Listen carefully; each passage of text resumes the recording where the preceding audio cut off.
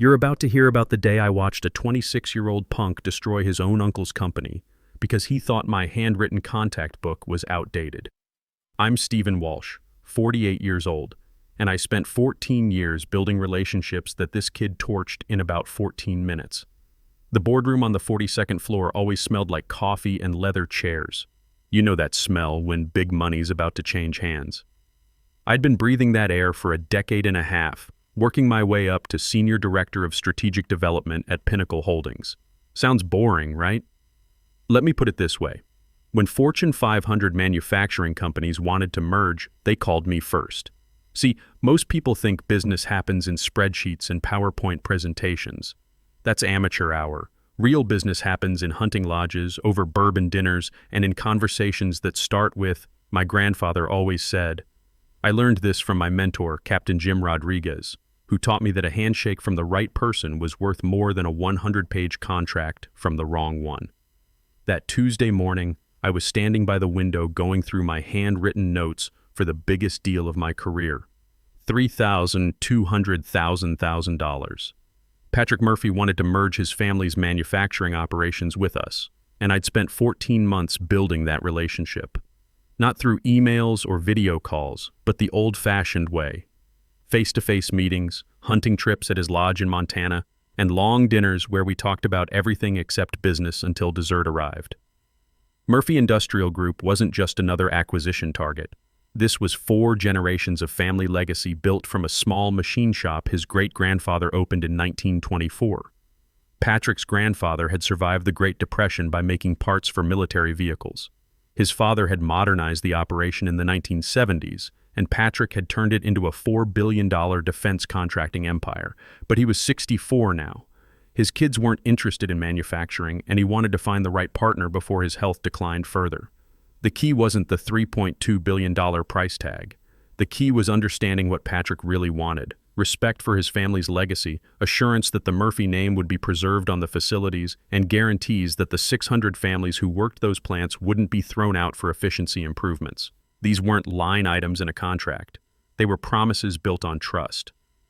I had all of that trust documented the only way that mattered: in my personal relationship with Patrick, in handwritten notes from our conversations, and in my worn leather contact book that contained 14 years of carefully cultivated relationships. Phone numbers that weren't listed anywhere online. Private cell numbers written on the backs of business cards from veterans events and charity galas. Direct lines to people who made decisions worth billions.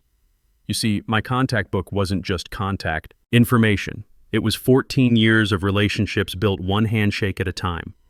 When you've sat in a duck blind at 5 a.m. with a manufacturing CEO listening to him talk about his grandfather's struggles during the Depression, you're not just business contacts anymore. You're something rarer in the corporate world. You're friends.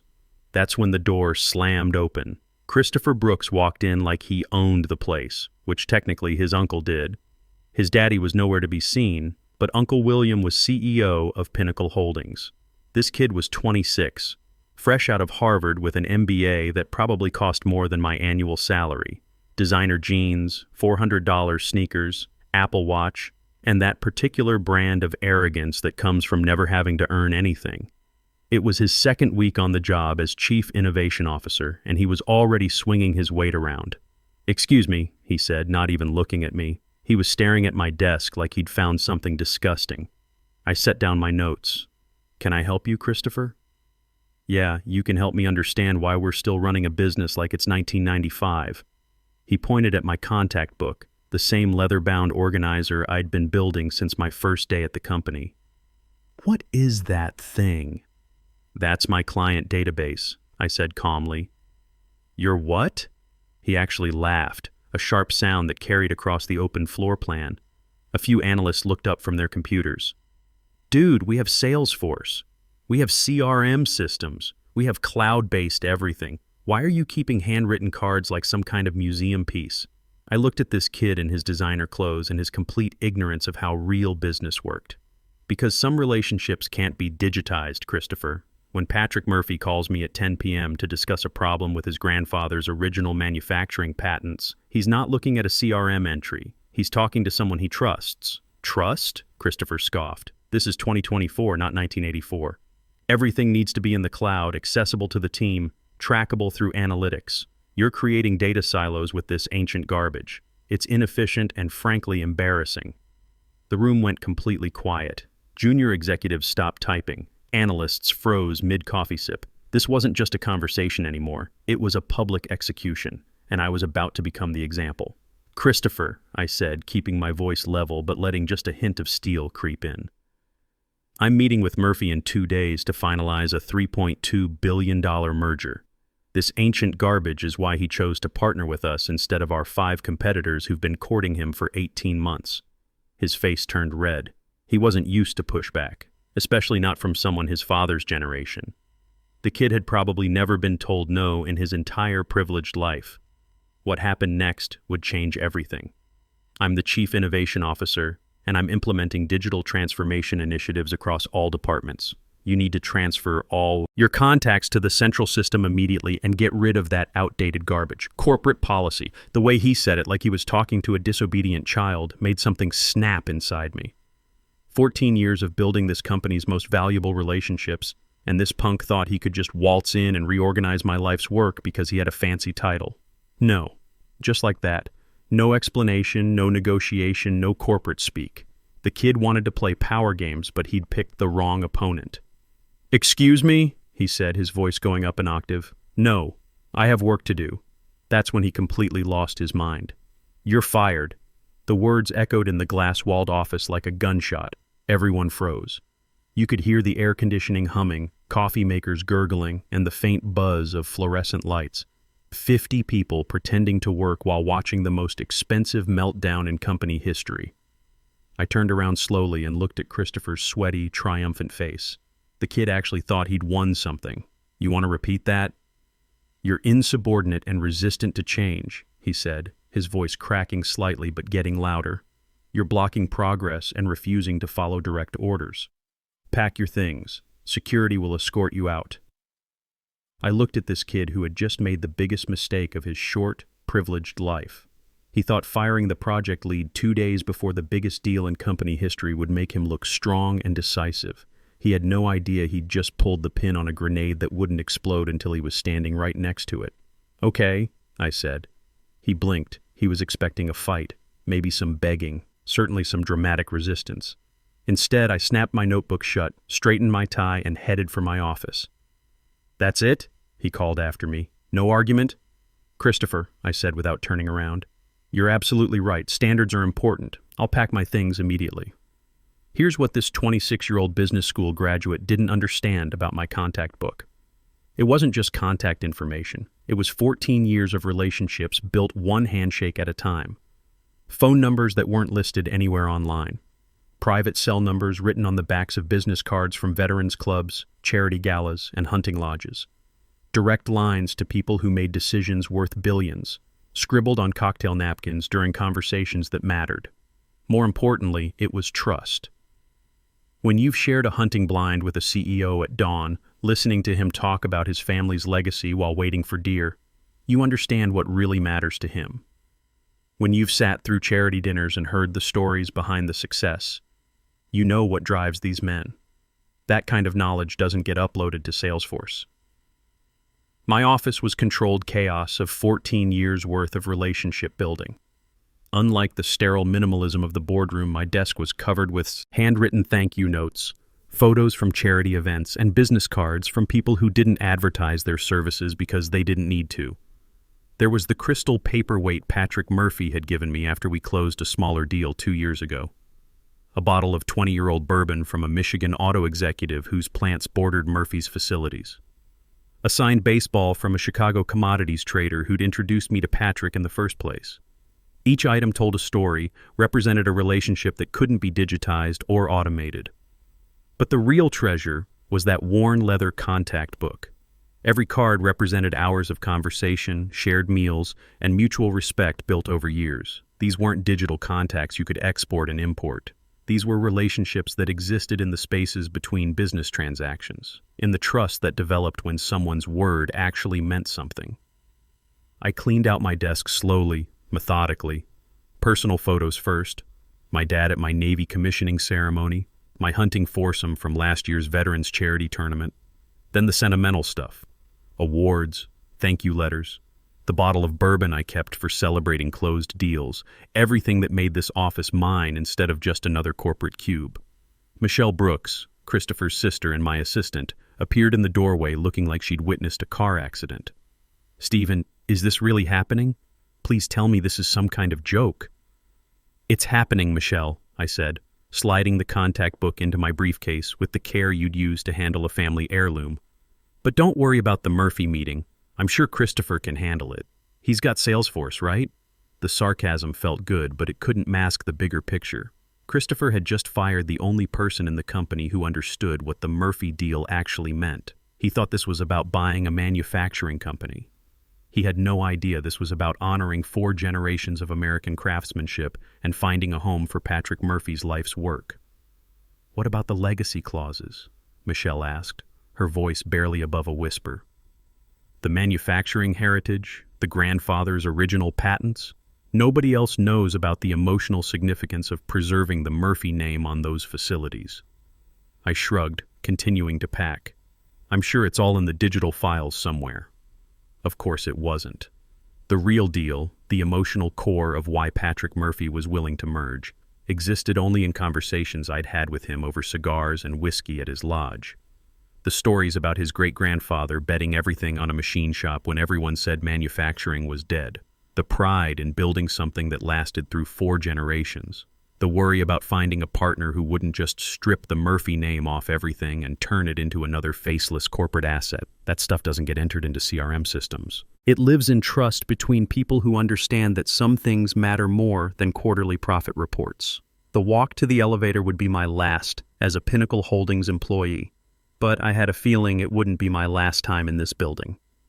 I walked out past the security desk where Timothy Carroll, head of security, was waiting with 2 uncomfortable-looking guards.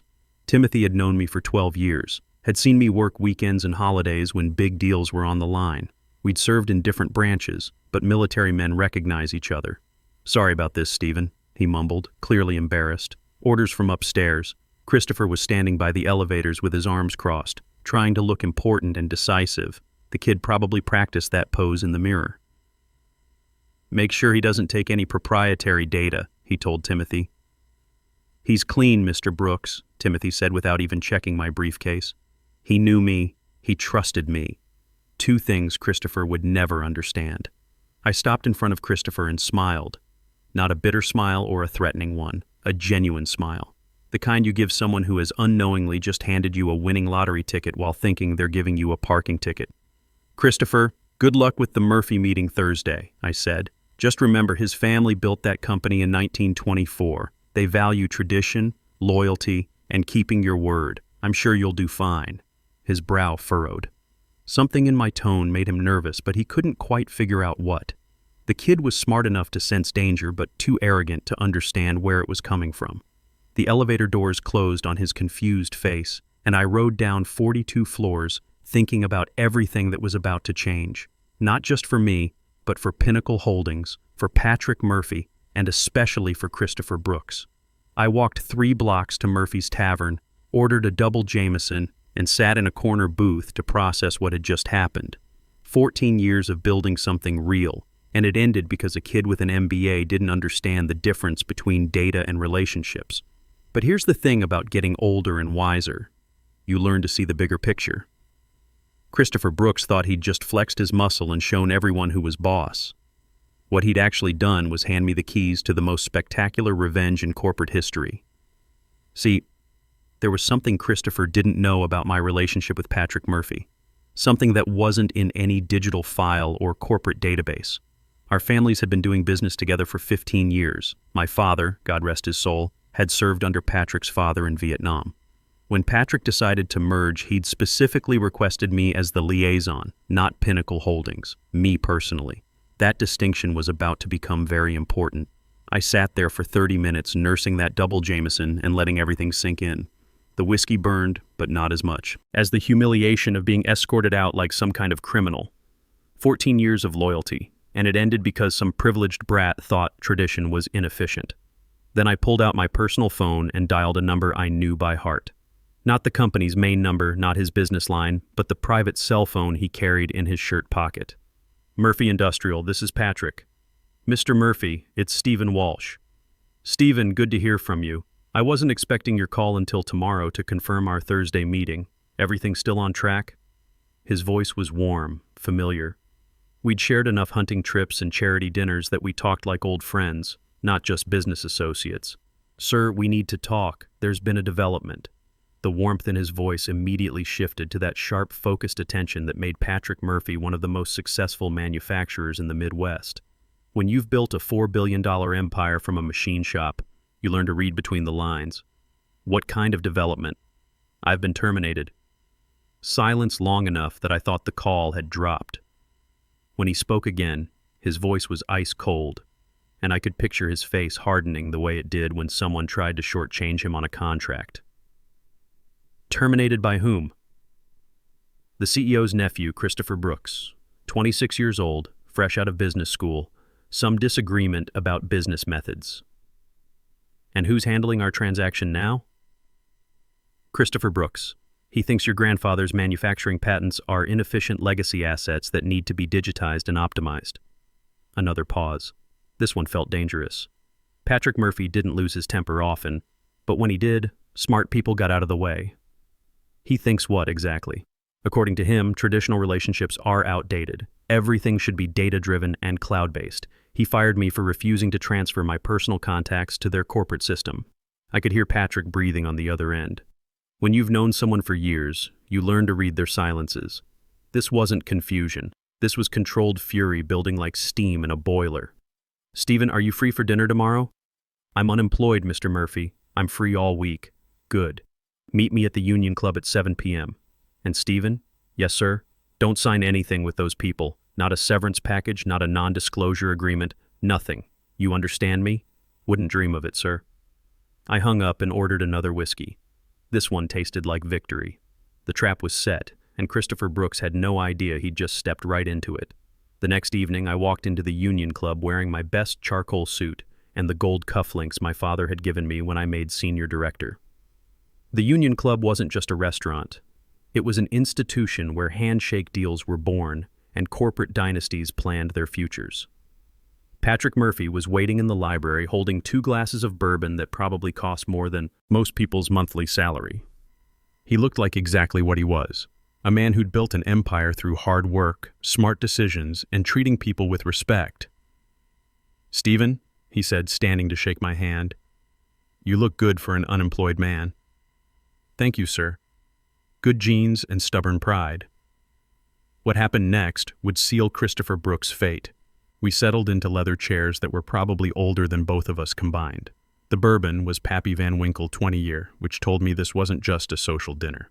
When Patrick Murphy broke out the good stuff, serious business was about to happen. Tell me exactly what happened, Patrick said, his voice steady, but his eyes hard as flint. I walked him through the whole thing. Christopher's demands about digitizing everything, his complete disrespect for traditional business relationships, the public firing in front of half the company. Patrick listened without interrupting, occasionally nodding or taking a sip of bourbon. His face got darker with each detail. This Christopher character called my office this afternoon, Patrick said when I finished. Told my assistant that you were unavailable due to a family emergency, but that he was fully briefed on our arrangement and ready to proceed. I nearly choked on my drink. A family emergency? That was my reaction. See, if you're having a family crisis, we can delay the closing, show some human decency. But if you've been fired... He let that hang in the air like smoke from a funeral pyre. That triggers the key personnel clause, I finished. Exactly. So this boy is either incompetent or dishonest.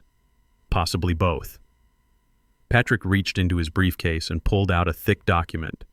Which brings me to why I asked you here. He handed me the papers. It wasn't an employment agreement, it was a partnership proposal. Murphy Industrial is looking for a new senior partner for strategic development. The salary is $320,000 annually, exactly twice what you were making. Equity participation in all deals, full benefits, and a signing bonus that should make up for any lost retirement contributions. I read through the contract carefully. It was comprehensive, generous, and completely legitimate. More money than I'd ever made, working for a man I actually respected. The first assignment, Patrick continued, is finding a partner for the manufacturing operations. But obviously not Pinnacle Holdings. They've disqualified themselves through their own incompetence. What about Thursday's meeting? Patrick smiled, and it wasn't entirely pleasant. It was the smile of a man who'd survived Vietnam, built a business empire, and didn't suffer fools gladly. Oh, I'm still taking that meeting. I want to see this Christopher character try to explain our relationship. I want to watch him realize that he fired the only person who could have saved his deal. And after that, you and I find a real company to handle the merger, one that understands the value of relationships and treats experienced professionals with respect. I looked at the contract again. It was more than just a job offer. It was vindication. It was proof that experience and integrity still mattered in a world increasingly dominated by kids with MBAs and no actual wisdom. I accept, I said, signing my name with the Mont Blanc pen my father had given me.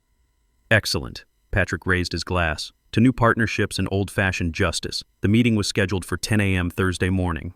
At 9:45, I walked into the lobby of Pinnacle Holdings wearing my new Murphy Industrial Group ID badge and my most expensive suit. I didn't hide in some corner. I stood right there by the security desk in plain sight like a ghost returning to haunt the living. Timothy Carroll spotted me first. His eyes went wide, then he quickly looked away, trying not to draw attention. Smart man. He knew something was about to go very wrong for someone, and he didn't want to be in the blast radius.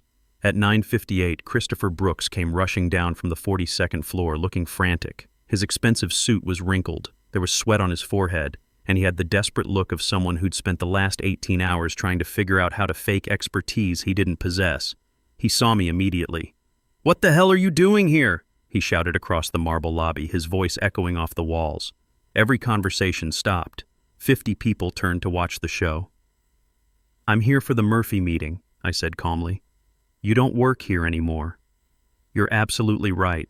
I work for Murphy Industrial now." The color drained from his face so fast I thought he might pass out. Anthony Pierce, the CFO, appeared behind him looking confused and increasingly panicked as he realized what was happening. "What's going on here?" Pierce demanded. "Steven works for the client now," Christopher stammered, his voice cracking like a teenager's. "This has to be some kind of corporate espionage. This is sabotage." "Sabotage?" I laughed. "Christopher, you fired me for refusing to digitize my personal relationships. I found new employment. That's called capitalism."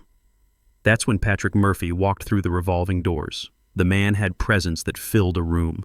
At 64, he moved with the confidence of someone who'd built an empire from scrap metal and wasn't intimidated by glass towers or corporate politics. He looked around the lobby slowly, taking in the scene.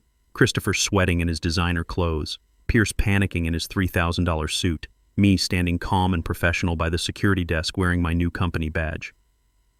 "Gentlemen," Patrick said, his voice carrying across the marble like a judge calling court to order. "I believe we have a meeting scheduled." Christopher stepped forward, trying to compose himself but failing miserably. "Mr. Murphy, there's been some confusion about staffing changes. Steven Walsh no longer represents Pinnacle Holdings in any capacity, I'm aware," Patrick said, his eyes never leaving Christopher's face. "He represents me now." The silence was absolute. You could hear the air conditioning, the distant hum of elevators, even someone's phone buzzing in the distance. But nobody in that lobby was breathing. Pierce tried to salvage something from the wreckage.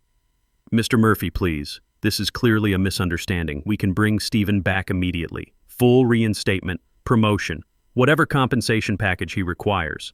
Patrick looked at me with raised eyebrows, like he was asking if I wanted to consider their desperate offer. I smiled. "No, sir. I'm quite happy with my new position. Better pay, better benefits, and most importantly, better management." Patrick nodded approvingly. "Then there's no one here I trust to handle this transaction." He turned toward the door, then stopped and looked back at Christopher. "Young man, you called my office yesterday and lied about Steven's status. You told my staff he was unavailable due to a family emergency. That was either incompetence or dishonesty. I don't do business with companies that employ either." Christopher's mouth opened and closed like a fish gasping for air. "But the contract, the terms were agreed to. We have a binding letter of intent." "Letters of intent are contingent on due diligence and good faith dealing," Patrick said coldly. "You've demonstrated neither. Good day, gentlemen." He walked out. I followed him, leaving behind 14 years of my life and a $200,000 deal that had just evaporated in the most expensive temper tantrum in corporate history. The aftermath was swift and brutal. By noon, Pinnacle's stock had dropped 18%. By close of business, it was down 31%. The business media picked up the story by Monday morning. Failed leadership costs Pinnacle Holdings $3.2 billion deal. The board called an emergency meeting Tuesday morning. By Tuesday afternoon, Christopher's uncle had been forced into early retirement. Christopher himself was quietly let go with a non-disclosure agreement that basically paid him to disappear and never talk about what happened. They tried everything to salvage the deal. Called Patrick's office, offered concessions, even flew a delegation to Michigan to meet with him personally. Patrick refused to take their calls. When they showed up at his facility uninvited, his security team escorted them off the property.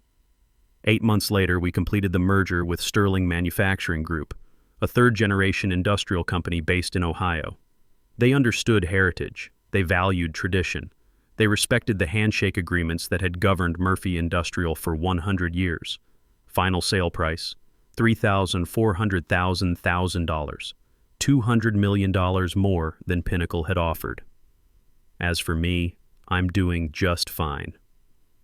My office has a view of Lake Michigan, a fully stocked bourbon cabinet, and walls lined with thank you letters from clients who appreciate that some things can't be digitized. My contact book is bigger than ever, full of people who understand that real business happens between human beings, not computer systems. Last week, I got a Christmas card from Michelle Brooks. She found a new job at a company that values experience over algorithms. Timothy Carroll retired with a full pension and sends me hunting photos from Montana. Anthony Pierce landed on his feet at another firm. Christopher Brooks? Last I heard, he was working for a tech startup in Austin, probably trying to disrupt something that doesn't need disrupting. Here's what I learned from all this. Sometimes the old ways work because they've been tested by time and proven in the real world. Sometimes respect and relationships matter more than innovation and efficiency. And sometimes, if you're patient and play your cards right, life gives you exactly the justice you deserve. The corporate world is full of Christopher Brooks, young, arrogant, and convinced that technology can replace human judgment. But there will always be Patrick Murphys too, men who understand that business is ultimately about trust between people, not data points in a system. That's my story, and I'm sticking to it.